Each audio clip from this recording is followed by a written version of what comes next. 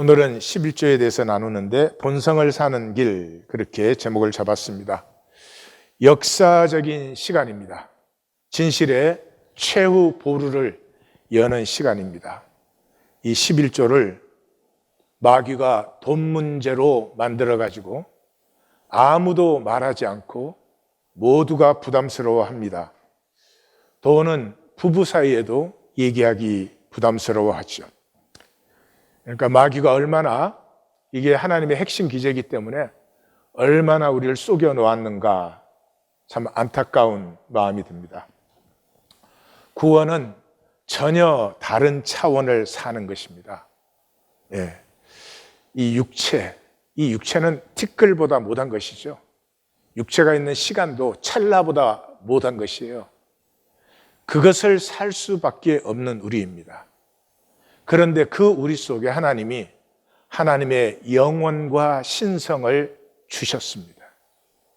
티끌 속에 사는 우리가 그 영혼과 신성을 살고 누릴 수가 있다. 이게 복음이죠.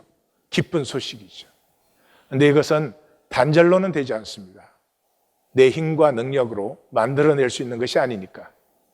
이것은 하나님 안에서 하나님과 하나님의 만유와 하나 된 통함이 열릴 때, 그때 일어나고 피어나는 것이에요. 먼저 정리할 것은 돈을 신뢰하면서 주님을 믿을 수는 없습니다. 돈에 거짓되면서 삶에 진실될 수도 없습니다. 돈을 붙들고 주님을 따를 수도 없습니다. 돈이 중심이 되면 우리는 현상의 육체뿐입니다. 그 이상을 살 수가 없습니다. 11조는 한마디로 결론부터 말하자면 나됨을 찾음의 필수입니다. 하나님이 이하권이를 창조하셨습니다. 이하권이가 이하권이 될 때 하나님의 모든 복과 아름다움이 다 이루어집니다. 이하권이가 굉장히 똑똑하고 능력 있고 잘나서 되는 것이 전혀 아니고요. 이하권이가 만유와 교통하기 시작하면서 만유는 내 길을 인도해주고 나는 내 길을 가면서 만유를 축복하게 됩니다. 이것이 10의 1조입니다. 그런데 이 나됨은 우리 안에서만 가능합니다. 그런데 이 현상 세계에서 우리는 돈의 교통이 필수입니다. 그죠? 돈 한 푼도 안 나누고 가족 될 수 없는 거나 마찬가지겠죠. 그래서 우리의 육체는 티끌이지만 그 티끌로만 살면은 정말 슬피 울며 이를 갈게 됩니다. 우리의 인격이, 하나님 형상이 폐해지지 않으니까요. 그럼에도 불구하고 이 티끌 속에서 하나님의 영혼과 신성을 누릴 때, 그 신성의 숭고함이 피어납니다. 숭고함이 피어난다는 것은 도덕적인 무슨 퀄리티도 있겠지만은 하나됨의 환희예요. 풀잎 하나를 보아도, 꽃 한 송이를 보아도 하나됨을 느낄 때 그 환희를 누리는 것이 생명의 숭고함이에요. 11조는 메셀, 그런 단어입니다. 이 단어는 이게 10번째 그런 뜻을 가지고 있기도 하고, 그렇지만 10번째가 이제 완성이죠. 숫자는 1에서 시작해서 10에서 완성돼요. 그렇기 때문에 11은 다시 반복이에요. 10, 1, 2, 3, 4 이렇게 반복이죠. 그러므로 10번째 완성을 얘기하는 동시에 첫째 것, 이 열의 완성을 대표하는 첫째 것을 또 메셀 그래요. 그러니까 11조, 첫 것, 만물, 이건 다 똑같은 단어예요. 성경은 이 10을 완성으로 아주 귀하게 표현을 해요. 창세기 1장에 보면 하나님 말씀이 하나님이 이르시되가 10번 나옵니다. 그 창조가 10번에 하나님이 이르시되 엘로힘 아멜, 이 10번에서 이루어지는 거예요. 그 다음에 계명도 10계명을 주셨죠. 그 다음에 요한복음에서 예수님이 나는 길이요 진리요 나는 선한 목자라 I am 선언이 10번 나옵니다. 뿐만 아니라 이 아담이 타락했는데 노아의 구원이 나타나기까지가 딱 10대입니다. 뿐만 아니라 출애굽을 할 때도 열재앙 후에 자유를 얻게 되고 성령 강림도 승천하셔서 10번째 날에 성령이 강림하시고, 그래서 성경에서는 이 10의 완성을 굉장히 소중하게 생각하는 걸 볼 수 있어요. 결론부터 말씀드리자면 11조는 우리 안에 주신 신성 영혼을 실체화시키는 거예요. 예, 그러니까 이 우리 안에 하나님의 형상이 피어나면 자연스럽게 11조의 나눔이 이루어져요. 11조, 그걸 자꾸 10분의 1을 생각하지 마시고 이 가장 썩이고 종교화시킨 게 11조거든요. 그래서 얼마나 많은 성도들이 열심히 11조를 하면서 복은 전혀 못 누리고 있죠. 쏘가가지고. 예, 다시 말씀드려요. 11조는 계명 이전에, 율법 이전에 우리가 하나님의 본성, 하나님의 형상으로 살면은 저절로 나누어지게 돼 있어요. 예, 예, 그것이 그러니까 내 안에 있는 영원을 실제화시키는 것이에요. 그래서 영원이 실제가 아니면 현상이 실제가 되지. 현상이 실제가 되면 세상이 전부죠. 세상이 전부. 예, 사람에게 보이기가 전부죠. 그렇게 되면 돈이 신이에요. 이 세상은 전부 돈으로 이루어지는 것이잖아요. 그래서 11조가 하나님의 최고의 기제예요. 이 11조가 열리게 하심으로 우리는 만유와 통하고 만유와 하나가 될 수 있고 자기가 피어나고 하는 최고의 기제인데, 그러니까 마귀의 최고의 속임이 여기에 임해 있는 거죠. 그래서 11조는 뭘 해라 말아라 이런 얘기가 아니고요. 우리의 본성이 나누고 통하고 하나 되고 싶은 게 우리의 본성이에요. 그것이 피어나도록 하나님이 우리에게 주신 것이 이제 11조예요. 그래서 이 11조는 모세 오경에서 이 창세기 출애굽기를 빼면은 레위기, 민수기, 신명기에서 다 나옵니다. 그런데 이제 레위기의 본문이 가장 늦게 적혀진 본문이겠죠. 왜냐 그러면 제도를 만들고 그 제도를 설명하는 것이니까. 그런데 그 레위기에서 나오는 11조의 이 특징은 이미 이 11조를 율법화 또는 제도화되고 시키고 있어요. 왜냐 그러면 이스라엘이 국가화되고 있으니까 국가가 되려면은 돈이 필요하지 않아요? 그러니까 이게 굉장히 이 불안한 얘기예요. 11조는 본성에서 피어나서 자연스럽게 나누는 것이지 해라 마라 해서 안 되는 거거든요. 근데 이걸 사람이 해라라고 명문화 시키는 부분이 레위기 27장이에요. 그래서 마치 솔로몬 성전 같은 거예요. 솔로몬 성전을 뭐 지 맘대로 지어갖고 하나님 앞에 봉헌한다 그러는데 저 같으면 안 받죠. 근데 하나님은 그걸 받으세요. 받으실 때 뭐라고 받아요? 네가 네 아비 다윗의 길로 행하면 내가 이 성전을 통해서 모든 복을 베풀 것이다. 그러나 내 아비 다윗의 길을 버리면 이 성전이 높을지라도 만민의 조롱거리가 되게 하겠다. 그렇게 하셨어요. 하나님 받으시지만 아마 아셨을 거예요.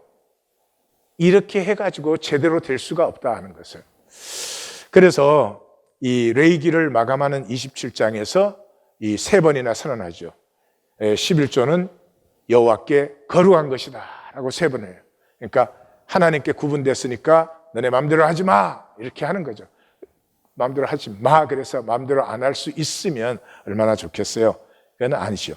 그 다음에는 이제 레위기에 이렇게 제도화되기 전에 민수기 본문을 보시면 이제 이 10의 1조가 뭔가, 하나님의 백성들은 하나님 안에서 하나이기 때문에 한 가족, 한 공동체로서 모여요. 그 어떻게 이 사람들을 한 가족, 한 공동체로 세워요? 말씀으로 세우죠. 그 말씀을 세우는 자들이 레위지파예요. 그래서 이 민수기 본문을 보면은 본문 한 가운데가 타지파는 회막에서 섬길 수가 없다. 아직 성전이 아니죠. 회막에서 섬길 수 없다. 그리고 레위인은 회막에서 섬기어 죄를 담당하라. 그렇게 되어 있어요. 죄는 단절이죠. 그러니까 우리 육체는 계속 단절되려고 해요. 부부 간에도 단절되려고 해요. 내가 더 중요해지는 거죠. 그런데 그것을 거듭거듭해서 다시 하나로 회복시키는 이 일을 레위지파가 하는 거예요. 그래서 이 본문 양쪽 대칭을 보면은 레인은 기업이 없다. 그러므로 이 11조가 레인의 기업이다 하는 거예요. 레인을 세워라. 레인을 통해서 이스라엘은 하나님 안에 한 가족이 돼야 된다 이거죠. 그런데 이스라엘이 이걸 버리죠. 그래서 말라기를 보시면 왜 하나님이 이스라엘 보고 너희와 나는 이제 끝이다. 너희와 나는 아무런 관계가 없다. 이렇게 말씀하시냐 하면 레위와 세운 나의 언약은 생명과 평강의 언약인데 왜 생명과 평강의 언약이요? 레위는 나와 동행하면서 그 말은 내 말씀을 가지고 많은 사람을 죄악에서 떠나게 하고 말씀을 구하게 해요. 한번 생각해 보세요. 우리가 주일마다 이렇게 모이잖아요. 근데 주일마다 모이는데 우리가 겨자씨만큼씩 죄에서 돌이키고 말씀을 구한다. 그럼 얼마나 100배, 60배, 30배 열매가 우리 삶에 맺히겠어요. 그것을 하는 것이 레위고 그 레위의 약속이 이스라엘의 중심인데 그 약속을 저버렸다. 그러면 그렇게 이제 모여서 도대체 무엇을 하는 것인가? 이게 이제 제일 많이 나오는 것이에요. 이게 신명기 본문들인데 12, 14, 26장에서 나오죠. 그래서 한마디로 이 10의 1조로 다 함께 모여서 하는 것은 축제다. 축제의 사람들이 될 때 생명 공동체가 된다. 그래서 그 12장 본문을 보면 기업으로 너희가 함께 모여서 이렇게 축제 안에 축제로 한 공동체가 될 때, 한 가족이 될 때 그 기업으로 주신 땅에서 안식과 평강을 누린다. 그러므로 그 대칭 본문은 뭐예요? 정한 장소에는 모두 한 곳에, 따로가 아니고 한 곳에 모여서 먹고 즐기라. 이게 11조가 하는 일이에요. 11조 드린 다음에 뭐 한다고요? 먹고 즐기는 거예요. 잔치하는 거예요, 잔치.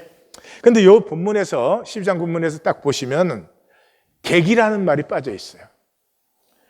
그러니까 이때만 해도 길갈, 여리고, 기브온, 베델, 요게 이스라엘 중심 지역이잖아요. 요 지역에 있을 때요. 그러므로 모두가 정한 장소에 나오는 것이 문제가 안 돼요. 그리고 이게 초기이기 때문에 아직은 이방인들이, 다시 말해서 이민자가 없을 때예요.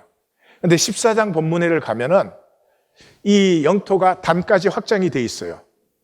단에서 예루살렘까지는 어마어마한 거리입니다. 그래가지고 거기서 양과 소를 끌고 올 수가 없어요. 그래서 14장 본문을 보면은 지경이 확대되어 있기 때문에 추수한 것에서 11조를 먹으며 소와 양의 처음 난 것을 먹으며 11조 처음 난 것 같은 것이다 얘기했죠. 그 돈으로 이렇게 나와요. 그러니까 그 말씀을 보면 너무 멀고 행로가 어려우면 그걸 돈으로 바꿔서 돈을 가지고 와라. 돈을 가지고 온 다음에는 내 마음에 원하는 모든 것, 내 마음에 원하는 모든 것이라는 단어가 2번이나 나와요. 우리 성도님들 중에 성경 별로 안 좋아하시는 분도 이 본문은 굉장히 좋아해요. 왜냐 그러면 내 마음에 원하는 모든 것을 사되 소와 양은 물론이고 포도주와 독주를 사라. 잔치예요, 잔치. 근데 그 잔치에 이제는 지경이 확장되었기 때문에 이방인, 이민자들이 이미 이 속에 있어요. 객과, 레인과 객과 고아와 과부들이 먹고 배부르게 해라. 너희 안에 품음받은 어떤 사람도 먹고 사는 것 때문에 차별받아서는 안 된다는 것이죠. 그래서 26장 본문으로 들어가면 말이죠. 거기서 이렇게 말해요. 1절에서 4절이 소산의 만물을, 만물 11조 같은 것이다 말씀드렸죠. 만물을 여호와께 정하신 곳에서 드려서 그 다음에 드리는데 그때 어떻게 하냐? 신앙 고백을 하라 그래요. 그러니까 인류 역사의 첫 번째 신앙 고백이에요. 그 신앙 고백의 내용이 뭐예요? 내 조상은 이 방랑하는 아람 사람이었습니다. 그런데 애굽에 내려가서 그 강하고 번성한 민족이 되었는데 애굽이 학대하고 우리를 괴롭히기 때문에 우리 조상의 하나님 여호와께 부르짖었더니 우리의 고통과 신고와 압제를 보고 들으시고 여호와께서 강한 손과 큰 위엄과 이적으로 우리를 애굽에서 인도하여 약속의 땅에 들으셔서 이 땅을, 젖과 꿀이 흐르는 땅을 주셨나이다. 그 다음에 10절이 여호와께서 이제 내가 주께서 내게 주신 토지 소산의 만물을 가져왔습니다. 주신 땅에서 주신 수확의 만물을 11조를 가지고 왔습니다. 너는 하나님께서 너와 내 집에 주신 모든 복으로 말미암아 너는 레인과 너희 가운데 거하는 객과 함께 즐거워하라. 그래서 여기 주신이 3번 나와요. 3번 나옵니다. 그러니까 신앙의 출발점은 하나님께서 주셨다는 의식이 분명해야 됩니다. 이렇게 말하는 건 참 이상한 일인데요. 내 생명, 내 모든 조건, 하나님이 주신 거예요. 하나님이 주신 것으로 받으면 풍성합니다. 하나님은 10의 10조를 주세요. 자기 전체를 주세요. 나를 이렇게 만들고 이런 상황에 있게 하신 하나님의 섭리의 뜻이, 하나님 절대로 저주하시는 분이 아니에요. 그 10의 10조를 내가 누릴 때 10의 1조가 피어나는 거예요. 근데 이 주심의 의식이 없어요. 그럼 뭐예요? 다 자기가 만들었다는 거예요. 내가 번 거라는 거죠. 내가 만든 삶이라는 거죠. 얼마나 가난하고 메마르겠어요.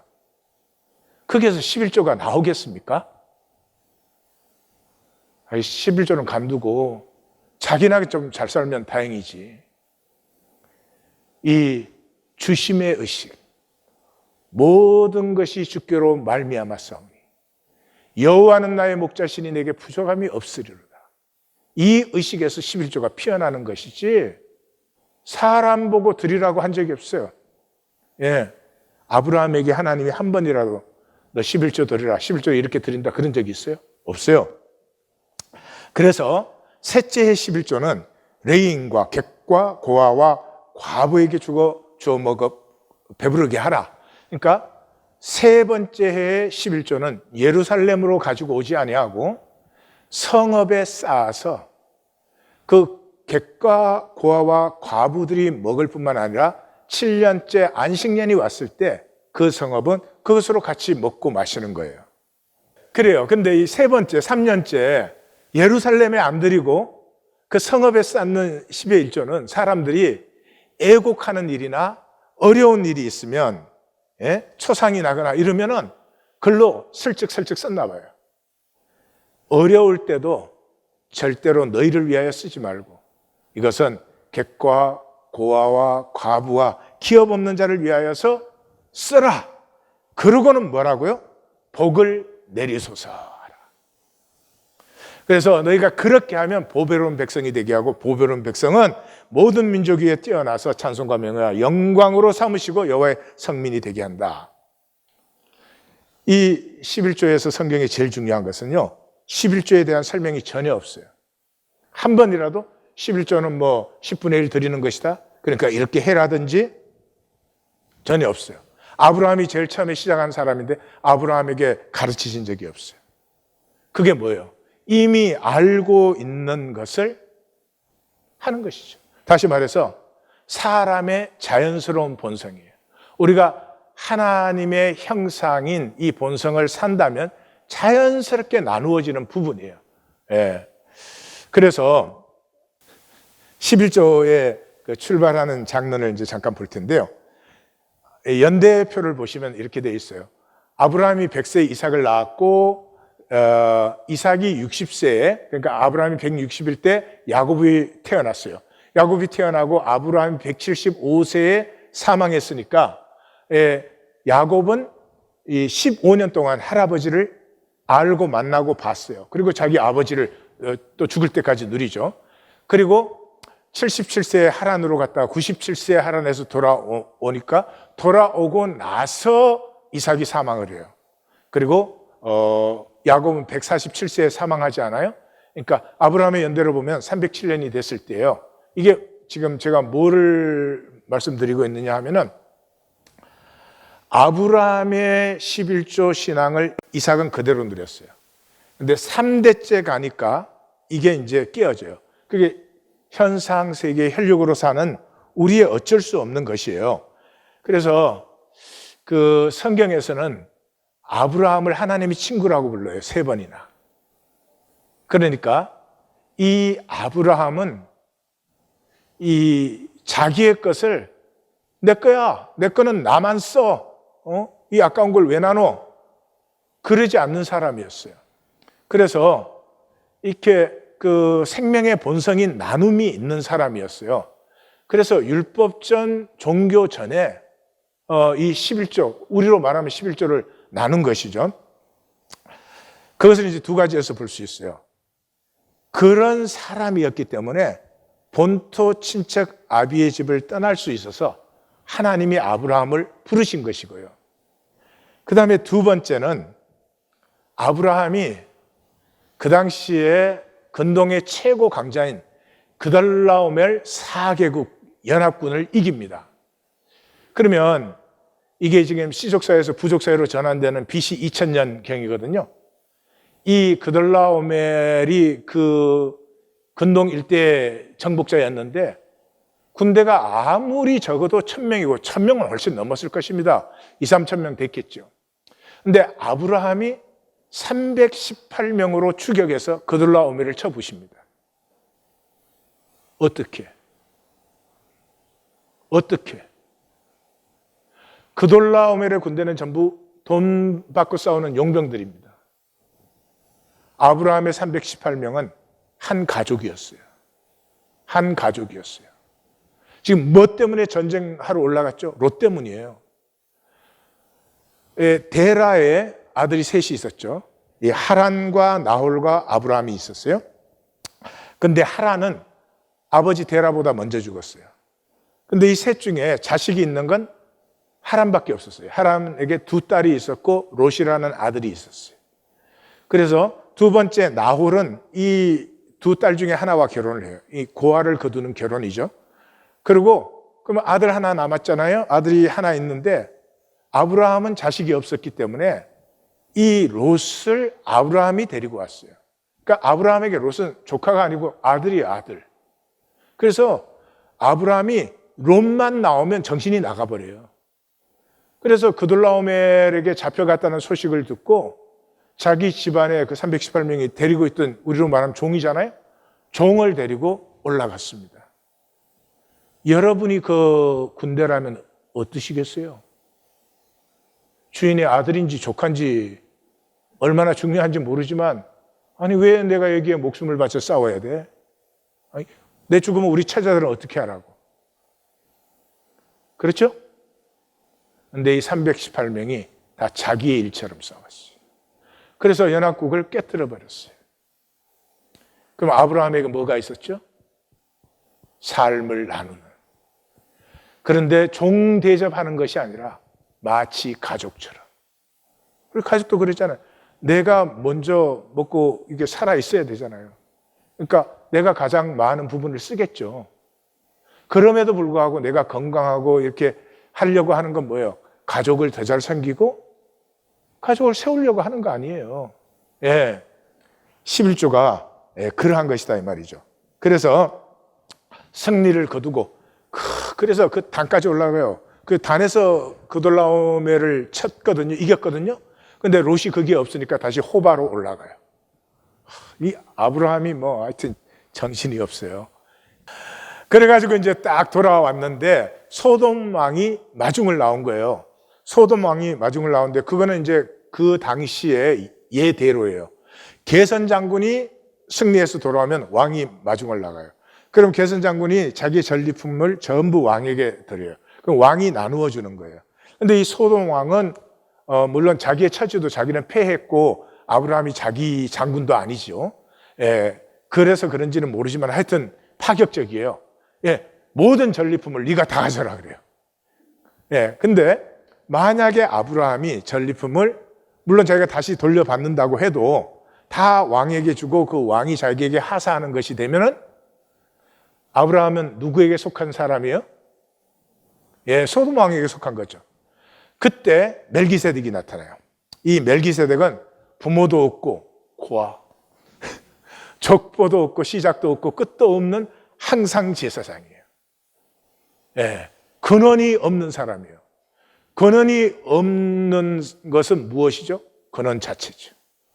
그러니까 하나님이 현현하신 것이고, 우리 이 현상 속에는 다 근원이 들어있었지만 나타나지 않던 것이 이 결정적인 시간에 근원이 나타난 거예요. 그래서 신비해요. 예, 나타났다 어디로 가셨는지 말이 없잖아. 그래서 그 멜기세덱이 딱 나타났는데 떡과 포도주를 가지고 왔어요. 떡과 포도주는 뭐죠? 하나됨의 잔치. 떡과 포도주는 그 나눔이 중요한 것이 아니라, 나눔보다 더 중요한 것은 떡과 포도주는 한 몸, 한 가족으로서 나누는 잔치를 말해요. 그러면서 지극히 높으신 하나님의 제사장이다. 그래서 지극히 높으신이 거기에 3번 나와요. 지극히 높으신이 3번 나와요. 그 멜기세덱을 보고 아브라함이 그 얻은 것에서 10분의 1을 멜기세덱에게 주었더라, 이렇게 나와요. 멜기세덱이 11조 하라고 하지 않았어요. 드리라고 하지 않았어요. 그러니까 이 아브라함의 선택과 고백 속에는 아브라함이 소돔 왕에게 이르되 천지의 주제이시오 지극히 높으신 하나님 여호와께 내가 손을 들어 맹세하노니 내 말이 내가 아브라함으로 치부하게 하였다 할까 하여 내게 속한 것은 실 한 오락이나 덜매끈 한 가닥도 내게 가지지 아니하리라. 그러니까 소돔 왕이 자기에게 속하라고 한 것은 분명하게 거부를 했고, 자기는 지극히 높으신 하나님과의 약속의 관계에 있는 존재라고 하는 것을 여기서 선포한 것이죠. 여기에 지존하신 또는 지극히 높으신 하나님, 이 단어가 엘로힘, 엘yon 그런 단어예요. 이게 언약 관계가 12번 나오는데, 구약에서 언약 관계가 12번 나오는데, 언약 관계를 천명할 때는 하나님을 반드시 엘로힘, 엘ion으로 표현해요. 그래서 이 발락이 발람을 데려다가 이스라엘을 저주하라고 하잖아요. 그런데 그 발람이 아무리 저주하려고 해도 저주를 못해요. 저주를 못할 뿐만 아니라 제일 마지막 예언에서는 이스라엘을 축복해버려요. 그 축복할 때 하나님이 엘로힘, 엘ion이에요. 그 다음에 신명기 약속에서 이스라엘은 참 복된 백성이다 할 때가 2번 나와요. 그리고 모세의 노래에서 1번 나오고 다윗의 노래, 굉장히 귀하게 쓰여지는 단어예요. 엘로힘, 엘ion이. 그리고 나머지 3번은 비극적이에요. 이 솔로몬이 성전 지었을 때 내가 다윗의 길로 행하면 내가 이번 약속을 짓고 축복하겠지만 내가 다윗의 길을 버리면 내가 너를 패한다 할 때 거기서 엘로힘, 엘ion이에요. 그 다음에 예레미야, 에가에서 2번 길을 버렸기 때문에 너희는 멸망했다. 여기에 2번 나와요. 그러니까 12번 나오는 중에 3번은 이미 이 패망에서 나온 것이고요. 나머지 9번인데 9번 중에서 4번이 이 11조 본문에서 나와요. 18, 19, 20, 22절에서 나와요. 그러니까 11조라고 하는 것이 우리가 지존하신 하나님께 속한 존재로 그와 약속의 관계를 누리는 삶을 산다 하는 선포를 하고 있어요. 예, 집에 아기가 태어나면 누가 말하지 않아도 약속 관계에 태어난 거예요. 이 아기를 위해서 이 가정은 모든 것을 다해요.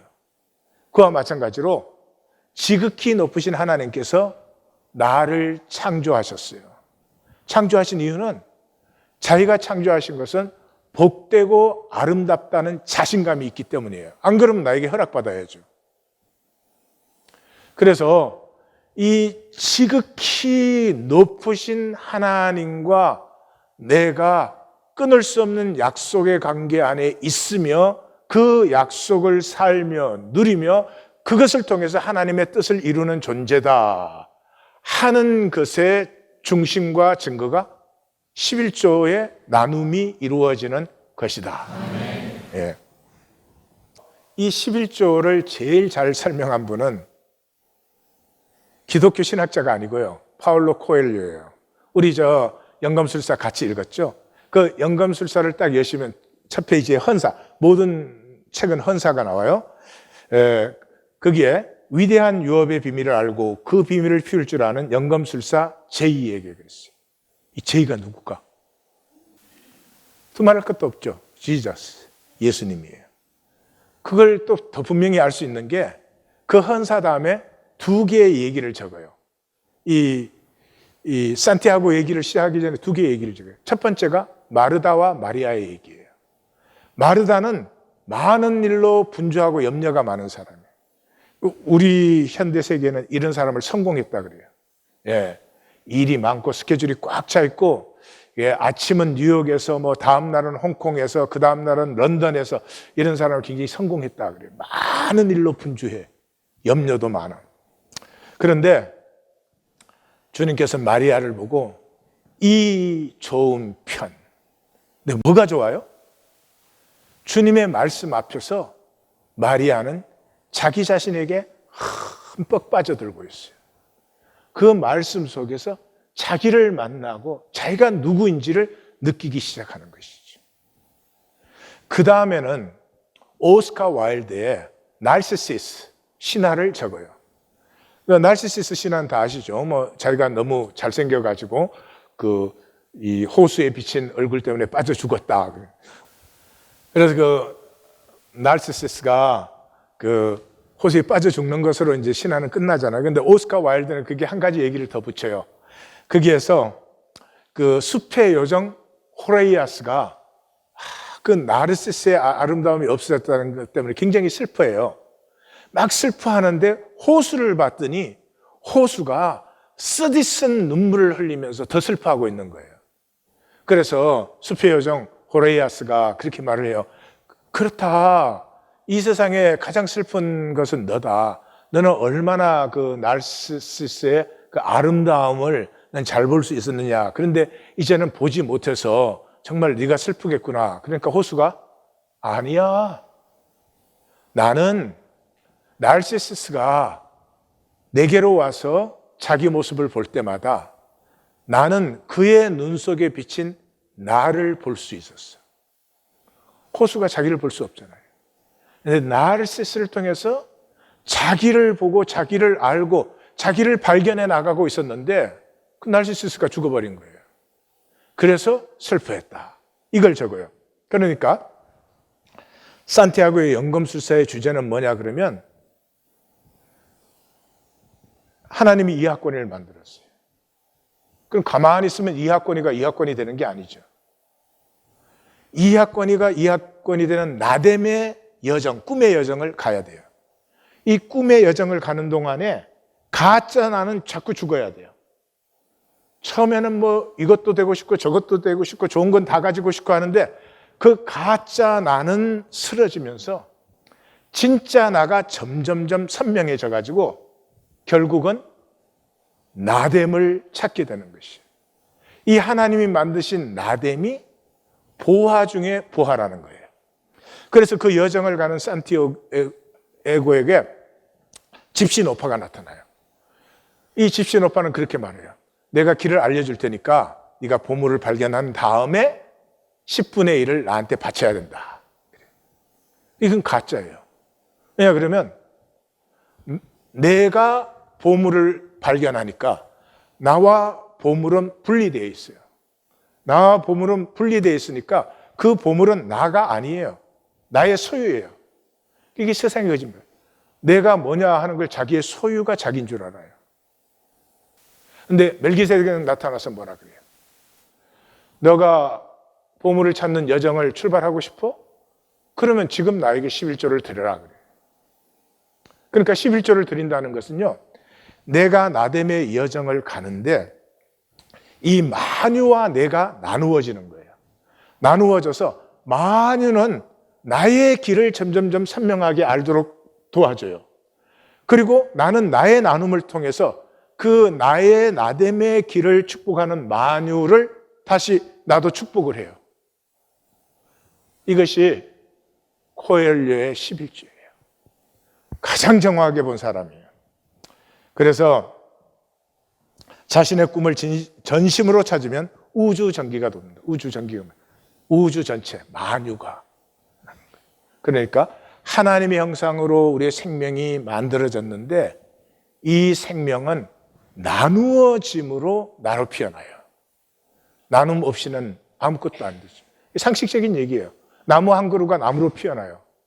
그러면 나무는 모든 것에서 복을 또 받지만 자기의 모든 것을 또 나누지 않아요. 그런 나무 봤어요? 가을이 됐는데 열매를 나눌 수 없어. 그래가지고 끝까지 달고 있는. 우리는 그러고 있다고요. 그래서 이제 신약의 11조로 들어가면 신약에는 11조라는 말이 딱 10번 나옵니다. 그런데 제일 많이 나오는 게 히브리서 7장이에요. 히브리서 7장에 6번이 나와요. 3번씩 2번이 나옵니다. 그게 보면은 11조의 시작은 아브라함이 멜기세덱의 들음으로 시작되었다. 그러면서 레위 제사장이라도 사람인 레위도 11조를 받지 않느냐. 그런데 레위 족보에 들지 아니한 멜기세덱도 받지 않았느냐. 눈치 빠른 사람은 레위 지파가 아닌 유다 지파의 주님도 받을 수 있다. 뭐 이런 눈치를 빨리 쳐. 그래서 논란의 여지 없이 낮은 자가 높은 자에게 축복을 받는다. 11조를 받는 자는 받아 챙기는 게 아니고 11조를 받은 자리에서 축복이 흘러나는 거예요. 그러니까 주님이 영화롭게 높아지셨으니 그가 11조를 받는다면 그로 말미암아 11조를 드리는 모든 생명이 복되어지지 않겠느냐.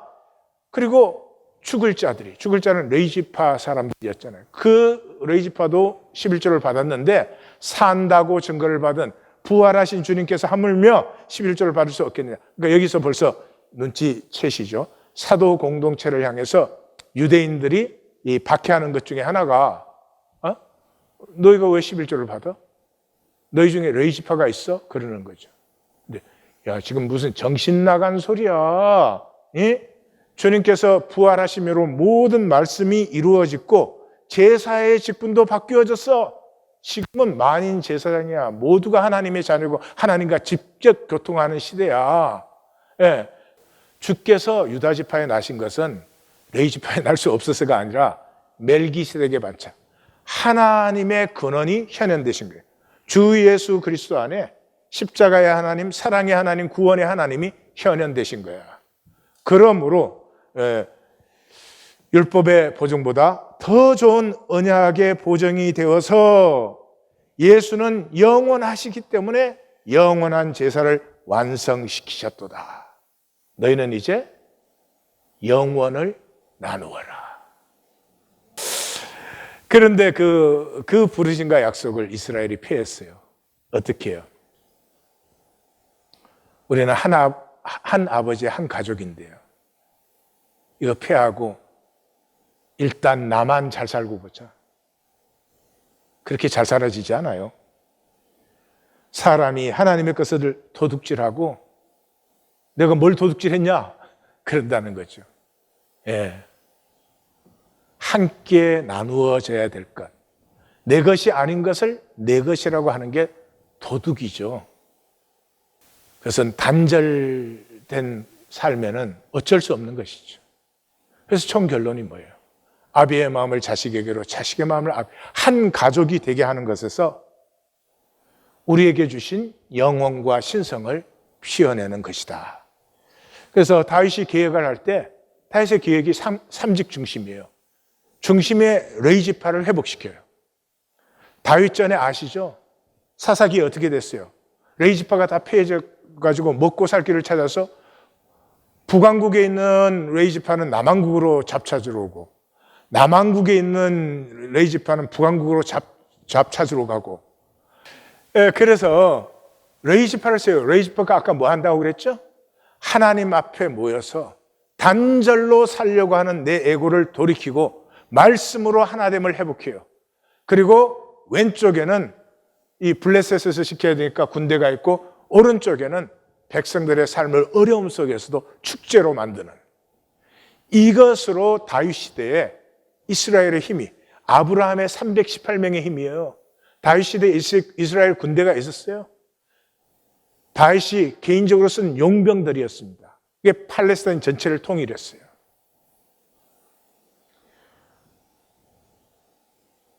왜 그 길을 버리고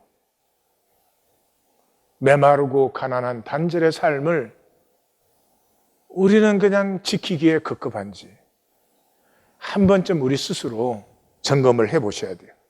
그래서 여호사밧과 히스기야의 계획도 다윗의 계획을 그대로 따라서 레위 지파를 다시 세움으로 말미암아 이 백성들을 하나님의 한 가족으로 느끼고 살게 하는 거죠. 이 에스라 느헤미야 계획, 저는 역사에서 가장 위대한 계획인 느헤미야의 계획이라고 하는데, 이것도 다윗의 상직을 전부 회복시키는 거예요. 그 기절들이 전부 찾아보시면 그래요. 그래서 이 에스라 느헤미야가 한 것이 뭐예요? 레위 지파를 회복시키고 레위 지파를 중심으로 백성들을 말씀의 사람들로 그렇게 세운 것이죠. 이것이 드디어 예수님의 십자가와 부활을 지나서 사도 공동체에서 성령이 임하심으로 말미암아 역사 속에 하나님의 가슴이 가장 밝게 빛나는 시간이 열립니다. 이것이 코이노니아. 우리 인류는 아브라함 이후에 이 삶을 살아본 적이 없어요. 아브라함과 이삭은, 아브라함의 신앙을 이삭은 자동으로 누렸어요. 아브라함 안에 죽었으니까. 그런데 야곱은 벌써 3대째 내려가요. 그러니까 현상 속의 흘력으로 사는 우리는 본성은 가만 놔두면 자꾸 희미해지게 되어 있어요. 그래서 야곱은 어떤 사람이었어요? 형 속이고 아버지 속이고 외삼촌 속이고 이 철저한 에고의 사람이었어요. 그런데 이 야곱이 베델에서 위기가 임하니까 할아버지 아버지에게서 본 것이 있어가지고 나로 다시 돌아오게 하시면 내가 하나님께 11조를 드리겠습니다라고 약속을 합니다. 그걸 하나님이 받아요. 이게 솔로몬 성전을 받는 거랑 똑같은 거예요. 그래가지고 이 야곱이 약복 강가에서 야곱이 죽고 이스라엘이 피어나기까지 하나님이 인도하셔서 결국 이스라엘의 조상으로 하나님이 세우시죠. 근데 그 은혜를 다 무산시키고 또 율법 제도화시키고 그렇게 됐죠. 그랬던 이 역사 속에 다시 한번 성령으로 말미암아 꿈꾸는 사람들. 사람이 꿈을 꾸면 뭐를 꿀까요? 다 죽고 나 혼자 살아남는 꿈? 그렇지 않을 것 같아. 제 꿈은 간단해요. 나는 이 세상에 어떤 사람도 어떤 이유와 조건으로도 차별받지 않았으면 좋겠어. 그게 피부 색깔이 되었든지 무슨 문제가 되었든지 모든 현상적인 것 이전에 하나님의 신성한 존재로 대접받았으면 좋겠어요. 그 꿈이 성령이 오시면서 이루어졌어요. 코이노니아. 서로가 나누고 하나 되고 이 사도 공동체의 코이노니아가 로마의 전성기의 로마를 뒤집어 엎었어요. 제가 말씀드릴 대표적인 것만 뽑아놨으니까 나중에 보시고 이 바울과 교부 시대를 보시면은 바울이 그렇게 말을 해요. 매주 첫날의 주일이죠.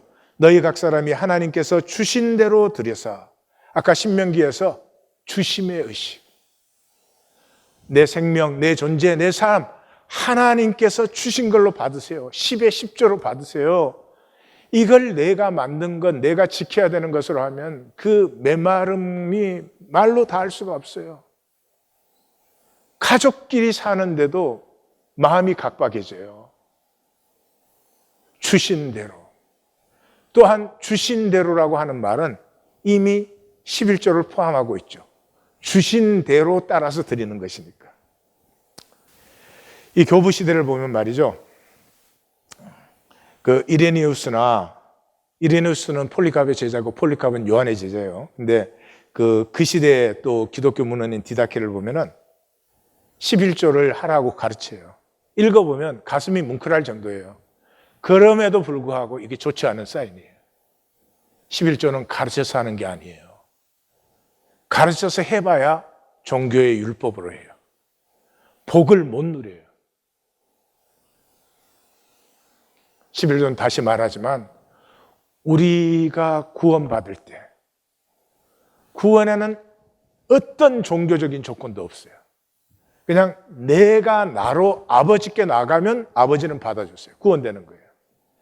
구원받은 생명에서 자연스럽게 피어나는 것이에요. 구원받으면 내 삶은 나누어지기 시작하고 통하기 시작하고 하나가 되는 영역들이 늘어나고 점점 생명의 힘을 얻고 삶은 복되어지고 어려워도 보람과 가치를 느끼게 되는 것입니다. 이걸 보여주는 게 한국 초기 기독교예요. 한국 교회는 1904년에서 1915년 동안 11조 운동을 벌였습니다. 1905년에 을사조약이 맺어졌어요. 우리 외교권을 다 빼앗겼어요. 그래서 을사오적이라고 해요. 그러니까 1904년이면 이미 나라의 기둥이 완전히 썩어져 내리고 있을 때예요. 그때 기독교인들은, 그리스도인들은 적은 숫자였지만 모여서 11조 운동을 했습니다. 11조를 드리기 시작하면서부터, 나누기 시작하면서 민족의식이 굉장히 높아졌습니다. 이 전까지 그 선교사들의 보고서를 보면은 이렇게 악한 백성은 없다. 거지가 죽었는데요. 애들이 새끼줄로 이 매가 끌고 다니면서 놀아요. 세상에 아프리카도 그런 데는 없어요. 이렇게 악한 민족은 없다. 그 보고서에 그렇게 적혀 있어요. 그런 민족들이 벌건 대낮에 술 먹고 상투 잡고 싸우는 건 그거는 뭐 그냥 일과. 그런데 이 11조 운동이 일어나면서 반봉건, 반식민, 그것의 열매가 3.1 운동이 일어나고요. 조혼, 처첩, 반상제도가 쓰러지기 시작. 그 당시 가난한 집 딸들은 12살, 13살 이 정도만 되고 예쁘면 그 전부 부잣집에 다 팔려가 버려요. 이걸 나라라고 할 수 있어요. 그게 다 없어져요. 그리고 11조 운동에서 교회가 자립되었기 때문에 선교사들의 선교비를 교회 유지하는 데 쓰지 않았어요. 교육, 의료, 빈민, 고아, 여성 문화사역에 들어감으로 말미암아 오늘 한국이 이만큼 하는 뿌리가 그때 이루어졌어요. 그 한국에서요, 조인스닷컴과 SK텔레콤과 한국정보문화진흥원이 합쳐서 건강한 문자 메시지 캠페인을 벌였어요. 마음이 메마르니까 악플. 왜 인생을 그렇게 살까? 에? 그게 1등으로 당선된 작품을 제가 읽어드릴게요. 나는 하늘나라에 가신 시어머님의 핸드폰을 가지고 있다. 내가 시부모님께 핸드폰을 사드린 건 2년 전 두 분의 결혼기념일에 커플 핸드폰을 사드렸다. 문자 기능을 알려드리자 두 분은 며칠 동안 끙끙 대시더니 서로 문자도 나누시게 되었다. 그러던 올 3월 시어머님이 갑자기 암으로 돌아가셔서 유품 핸드폰을 내가 보관하게 되었다. 그리고 한 달 정도 지날 무렵 아버님이 아파트 경비를 보시러 나가신 후 띵동 하고 어머님께 문자 메시지가 들어왔다. 여보, 오늘 야간 조니까 저녁 어머님이랑 맛있게 드시구려. 순간 나는 너무 놀랐다. 혹시 어머니가 돌아가신 충격으로 치매 증상이 오신 게 아닌가 하는 불길함이 몰려왔다. 그날 밤 또 문자가 날아왔다. 여보, 날 추운데 이불 덮고 잘 자구려. 사랑하오. 남편과 나는 그 문자를 보며 눈물을 흘렸고 남편은 좀 더 지켜보자고 했다.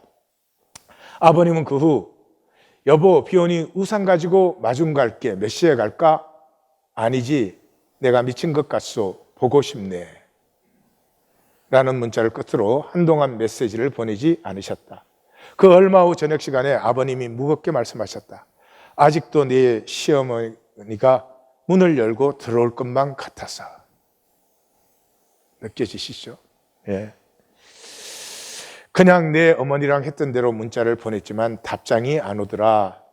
그제야 내 어머니가 돌아가신 걸 실제로 느꼈다. 모두들 내가 이상해진 것 같아 내 눈치를 보며 아무 말도 못하고 있었던 것도 안다. 미안하다. 그날 이후 아버님은 다시 어머님 핸드폰으로 문자를 보내지 않으신다. 하지만 요즘은 내게 문자를 보내신다. 지금 나는 아버님께 문자를 보낸다. 아버님 빨래하려고 하는데 아버님 속옷은 어디다 숨겨두셨어요? 예, 나이 든 부부 사이에는 뭐 가리는 게 없죠. 그렇죠? 그 관계가 끝났을 때에야 비로소 그게 얼마나 소중했던 것인지를 압니다. 죽음이 문제 아니죠. 죽음에서 우리의 통이 단절되는 것이 문제죠. 그런데 이 시아버지를 위해서 이 며느리는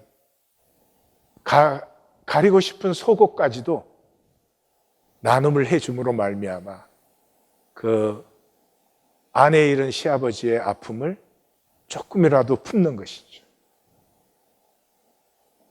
왜 우리는 일생을 단절로 살까요? 통하면 안 돼요? 통하면 다 없어져요? 훨씬 더 풍성해집니다. 통하면 그릇이 넓어집니다. 그릇을 비교해 두시는 하나님이 아니십니다. 그릇은 반드시 채우십니다. 단절로 사시면 지금 내 삶이 나의 맥시멈인 걸 아셔야 됩니다. 꿈을 꾸지 못해요. 하늘을 바라지 못해요. 하나님교회 11조는 이제 1820 데일리 브레드의 지체들이 되고 나누는 것이에요. 지금은 이 기독교 조직 안에 우리가 있잖아요. 11조를 일로 드리잖아요. 지금까지 필요한 일이었어요. 진정한 교회를 회복하기 위해서 필요한 일이었어요. 이제부터는 이 11조가 교회 조직에 드려지는 11조에서 순별로 나누는 11조로 이제 자라가야 됩니다. 순별로 축제를 만드는 이 어렵고 힘든 삶 속에서 축제가 살아날 때마다 새 힘을 얻고 새 꿈을 꾸게 되는 것이죠.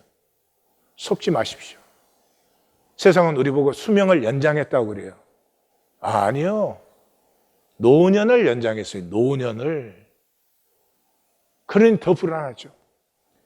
은퇴 후에 전에는 은퇴하면 한 10년 안에 가세요. 근데 요새는 뭐 반세기도 끄떡 없어. 그럼 그동안 돈 있어야 되죠. 돈만 있으면 돼요? 의미도 있어야 되잖아요. 그러니까 의미도 열정도 가치도 별로 없는 삶을 그냥 죽을까 봐 불안에 떨면서 연장해 나가는 거예요. 하나님이 이렇게 우리 생명을 만드셨어요. 아닙니다. 절대로 아닙니다. 썩지 않습니다. 1820 데일리 브레드는 이 세상을 향해서 하나님이 창조하신 생명과 이 생명 나누어짐이 얼마나 아름답고 복되고 영광스러운지를 우리는 증거하게 될 것입니다. 네. 20살이든 70살이든 생명은 똑같아요. 생명은요, 의미 있고 새롭고 사랑하고 삶의 애틋함을 느끼고 싶어요. 그것은 우리가 하나 될 때 느껴져요. 부부 간에라도 하나가 되어지면서 더 이상 뭘 가졌느냐 이런 게 중요하지 않아요. 뭔가 삶이 애틋해지고요. 품어주고 싶고요. 사랑을 받고 나누고 그렇게 되고요. 자기 성찰을 깊고 명경하게 하십시오. 이제까지는 오로파일럿이 전부였잖아요. 이 오로파일럿 무너질까 봐 벌벌벌 본토 친척 아비 집안 둘째치고 그랬던 우리가 이제는 오로파일럿. 그것은 하나님이 원하시면 유지하실 것이고 아니면 버려도 되는 것이고 나는 choose life, 생명을 택하고 템쉘, 다스리는 모든 현상의 순간들을 예수 그리스도의 이름으로 하나님 안에서 품어버리는 큰 생명의 삶을 향해서 나가는 것이고 이것은 두세 사람이 함께 기도할 때에만 우리에게 가능한 것이고 이제는 말과 생각으로 하던 이 종교생활에서 헌신, 참으로 가치 있고 참으로 되고 싶고 참으로 이루어지기를 바라는 그것을 향해서 내 몸과 마음을 드리는, 저는 제가 죽었을 때 빈무덤을 원합니다. 썩길 것을 잔뜩 움켜쥐고 있는 삶이 아니라 예수님처럼 빈무덤이 되었으면 좋겠습니다. 호세아 선지자의 음성을 들으십시오. 우리가 여호와를 알자, 힘써 여호와를 알자. 종교적 지식으로 알아라는 것입니까? 아닙니다. 아브라함처럼 하나님과 벗이 되자. 하나님의 깊은 마음을 알자. 세상과 간음하던 삶에서 이제는 하나님과 연애하는 삶으로. 돈성김과 거짓, 우리 원하지 않습니다. 자기 자신을 잘 들여다보죠. 우리 그걸 원하지 않습니다. 우리 안에 영혼과 신성을 피우는 삶, 이것으로 나아가는데 거짓으로 참여하시면 안 됩니다. 에고로 욕심을 움켜쥐고 있으면서 여기 들어오는 건 자기 스스로 자기의 영혼을 거짓화시키는 거죠. 1820 데일리 브레드는 언제든지 참여하시면 돼요. 내가 내 중심으로 결단하고 선택했는데 그걸 하나님도 안 막는 것을 누가 막겠어요? 그러나 자원하실 때는 중심의 진실은 분명해야 됩니다. 그리고 딱 한 가지, 에너지는 말씀에서 나와요. 연료통이 말씀이에요. 그러니까 말씀 만나기는 돼야 돼요. 말씀 만나기는 절대 잘 만나는 게 아닙니다. 내 수준에서 내가 만나면 돼요. 네. 그러면 충분한 것이에요. 그 말씀이 우리를 살리는 것입니다. 기도하십시다.